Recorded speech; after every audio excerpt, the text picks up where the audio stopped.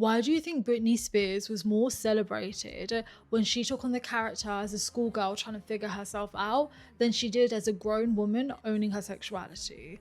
Why do you think Addison Rae was more celebrated when she personified the girl next door as opposed to an experimental artist? And why do you think it is that Taylor Swift, for now nearly 2 decades, has been able to keep accumulating money and success as she runs with a character that looks like they're trying to figure out their girlhood and what adulthood means to them, even though this is someone who is essentially a billionaire and a very savvy businesswoman? Listen here, Taylor Swift is not the problem. Her music that she released is no different to every other album that she's done before. The difference is you are changing. Astrologically, we are now in the downfall of colonialism, and art and entertainment has a huge role to play in it. So you know the routine. Grab a cup of chai, get comfortable, let's have a candid cosmic chit chat.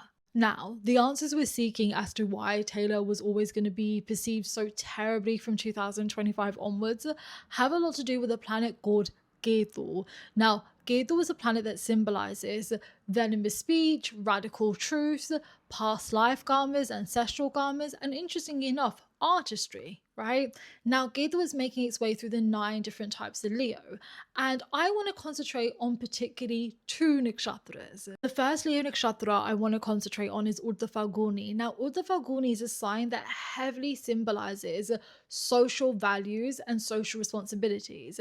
It's ruled by a deity called Ahriman. Now, Ahriman is his deity of sacred partnerships.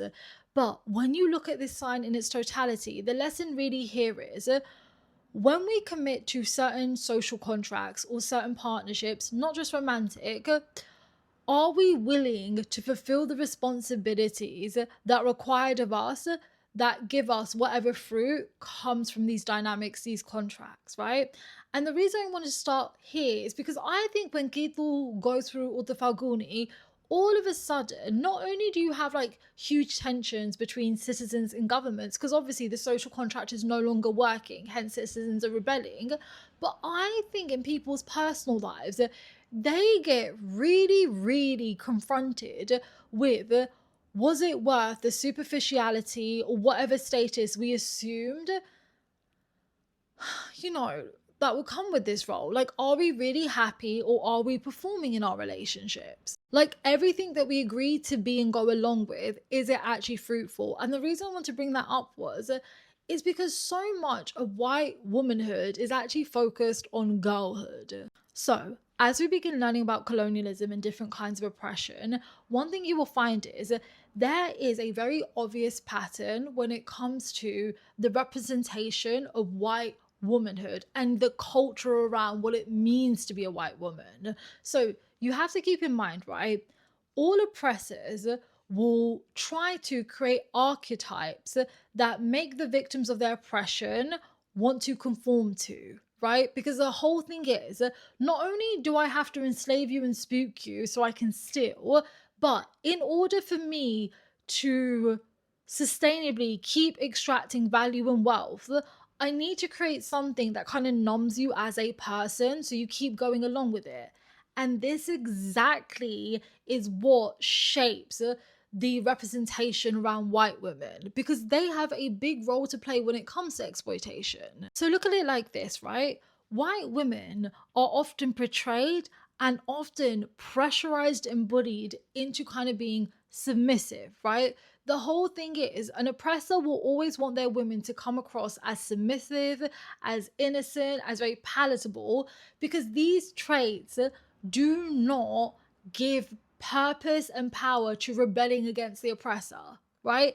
Everyone suffers under the oppressor, but the oppressor's job is to create all these different illusions, all these different characters, and also many consequences that affirm that when you are submissive, when you are kind of giving into something that is not a problem or issue to me, you thrive in our society. And when you're not like that, you get hurt like all the other victims of my oppression. And then just go a little bit deeper, hibiscuses, right?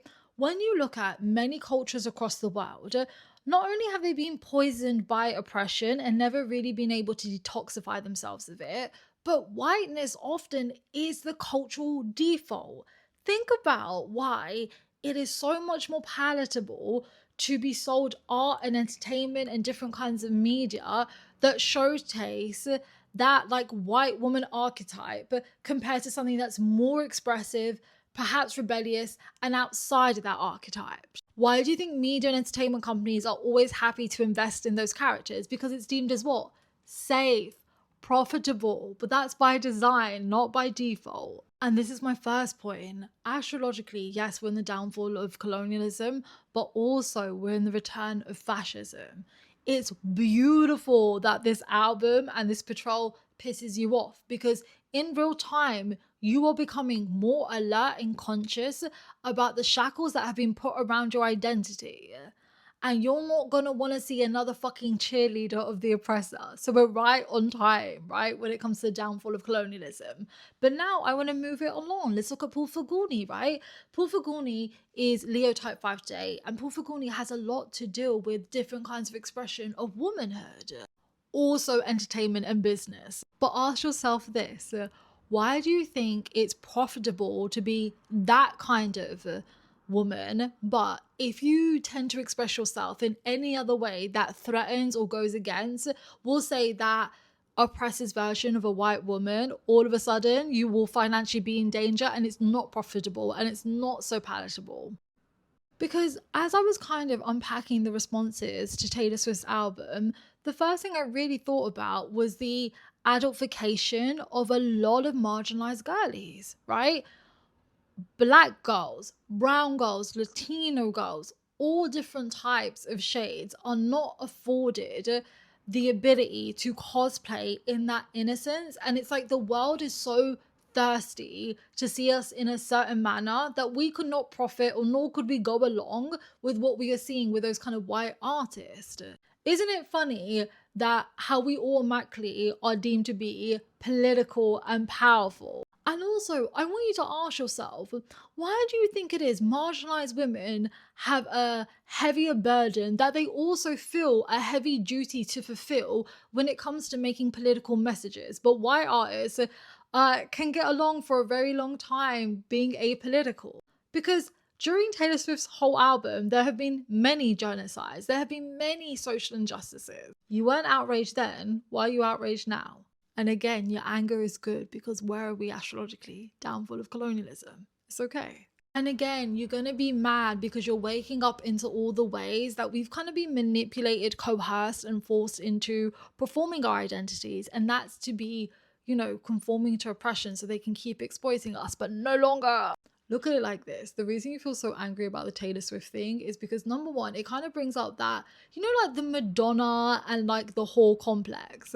Oh my god, even like respectability politics that you use to police us. Because it's wild to me that she can be celebrated with her ass cheeks out, but God forbid we wear ethnic clothes which naturally are shaped a certain way, and it's like, oh, you're trying to seduce us. It's so exotic of you. And I'm like, even when I was thinking about it deeply, isn't it interesting how people are finding it hard to see her as sexy, but many marginalized women are naturally seen as sexy, and it's not a flex. There's something a little bit more like insidious behind that. And also, I think the reason a lot of people are angry is because it's so easy to see how her work is really aimed at the white gaze. And whether we like it or not, currently the white gaze has a lot of market control. But again, astrologically, downfall of colonialism, so guess what's not gonna last? I was even thinking about the difference between Nicki Minaj and a Taylor Swift. So think about how like Taylor Swift's brand is like this whole kind of girlhood, can do, and Nicki Minaj is essentially the same, but it's seen as like boss babe. Like, do you see like the racialized undertones when they're both promoting the same thing, but it's perceived radically differently? And yeah, obviously a lot has to do with their ethnicity. The point I was trying to make is, look, you're not outraged because her music is that dog shit and now it's obvious that like, oh, she's so this person. No, you're outraged because you energetically, you're going through a huge shift and you're becoming more conscious in all the ways your identity has been weaponized and policed. And you're so mad that they're allowed this expression and it's so celebrated. But meanwhile, you can try and express yourself any way you like, and you're met with such heavy criticism and lack of. So all the anger and criticism is valid, but what you plan to do with it is the next thing.